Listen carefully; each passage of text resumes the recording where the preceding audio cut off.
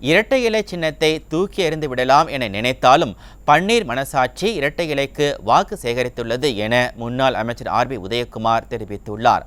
B K. Mookkaiya தேவரின் பிறந்த நாளையொட்டி மதுரை மாவட்டம் உசிலம்பட்டி அருகே பசும்பொன் முத்துராமலிங்க தேவர் கல்லூரி வளாகத்தில் அமைந்துள்ள அவரது நினைவிடத்தில் மரியாதை செலுத்திய பிறகு செய்தியாளர்களை சந்தித்த அவர் இதனை தெரிவித்தார்.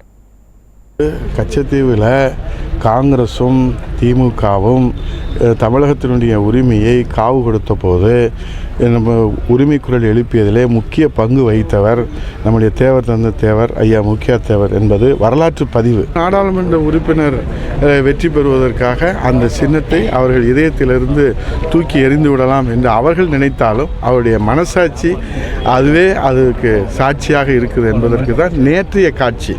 அவருடைய மனசாட்சி அதுக்கே சாட்சியாக இருக்கிறது என்பதுதான் நேற்றைய காட்சி. இரட்டை இலையிலே அவர் வாக்கு சேகரித்திருக்கிறார். இதுதான் நிலைமை.